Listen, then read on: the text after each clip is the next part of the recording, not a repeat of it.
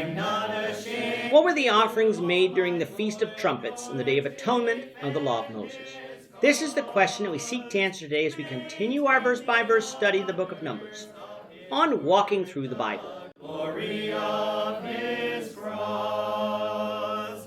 If you have a Bible with you, turn to Numbers 29. We're going to be reading from verses 1 to 11. If you don't have a Bible, don't worry. Just follow along with us on the screen. The version that we'll be reading from is the New King James Version. So, Numbers 29, beginning at verse 1. And in the 7th month, on the 1st day of the month, you shall have a holy convocation. You shall do no customary work. For you it is a day of blowing of the trumpets. You shall offer a burnt offering as a sweet aroma to the Lord, 1 bull, 1 ram, and 7 lambs in their first year without blemish. Their grain offering shall be fine flour mixed with oil, 3/10 of an ephah for the bull, 2/10 for the ram, and 1/10 for each of the 7 lambs.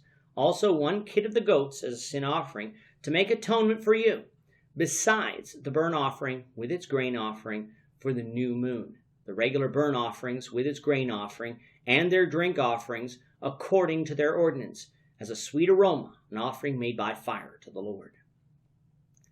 On the 10th day of this 7th month, you shall have a holy convocation. You shall afflict your souls. You shall not do any work. You shall present a burnt offering to the Lord as a sweet aroma, 1 young bull, 1 ram, and 7 lambs in their first year. Be sure that they are without blemish. Their grain offering shall be of fine flour mixed with oil, 3/10 of an ephah for the bull, 2/10 for the 1 ram, and 1/10 for each of the 7 lambs.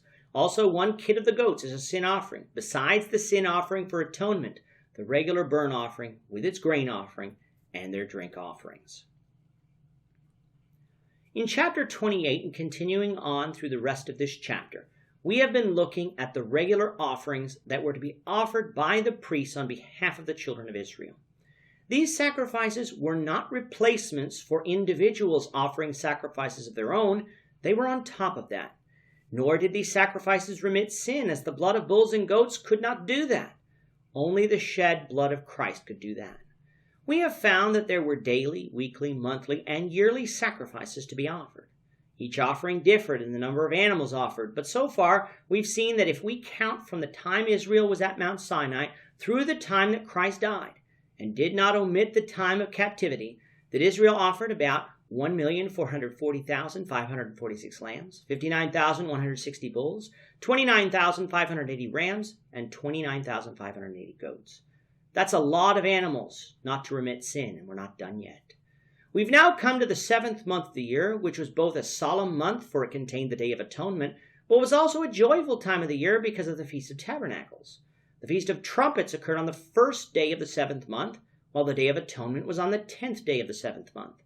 To refresh our memories as to these two feasts, let's reread Leviticus 23, verses 23 to 32. And the Lord spoke to Moses, saying, Speak to the children of Israel, saying, In the 7th month, on the 1st day of the month, you shall have a Sabbath rest, a memorial of blowing of trumpets, a holy convocation. You shall do no customary work on it, and you shall offer an offering made by fire to the Lord. And the Lord spoke to Moses, saying, Also the 10th day of the 7th month shall be the Day of Atonement. It shall be a holy convocation for you. You shall afflict your souls and offer an offering made by fire to the Lord. And you shall do no work on that same day, for it is the Day of Atonement, to make atonement for you before the Lord your God. For any person who is not afflicted in soul on that same day shall be cut off from his people. And any person who does any work on that same day, that person I will destroy from among his people. You shall do no manner of work. It shall be a statute forever throughout your generations in all your dwellings. It shall be to you a Sabbath of solemn rest, and you shall afflict your souls. On the 9th day of the month at evening, from evening to evening, you shall celebrate your Sabbath. Both of these feasts refer to offerings made by fire to the Lord. However, Leviticus didn't specify what these offerings were. That is where Numbers fills in the gaps.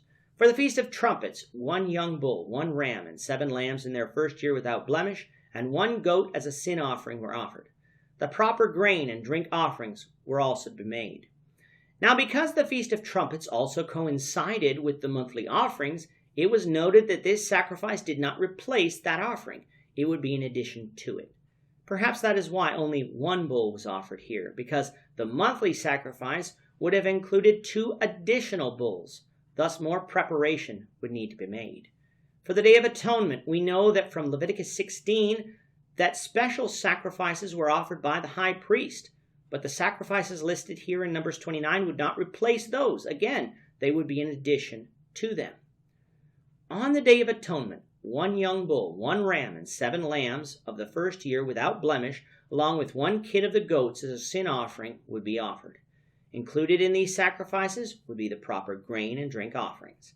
If we add these animals to our running total and include the extra animals for the Day of Atonement found in Leviticus 16, then from the time of Sinai to the death of Christ, without a break for the captivity, Israel would have offered about 1,461,252 lambs, 63,597 bulls, and 34,017 rams and goats. The Lord willing, over the next 2 lessons, we will look at the final regular offering, the offerings that took place during the Feast of Tabernacles. With that, our time is up for today. The Lord willing, we hope you'll join us for tomorrow's discussion of Numbers 29, verses 12 to 25, as we continue our walk through the Bible, 1 verse at a time. Thank you for watching today's episode. We hope that you found it edifying and ask that you not only subscribe to our channel and podcast, but that you like and share this episode among your friends, so that the saving gospel of Jesus Christ can go out to the whole world.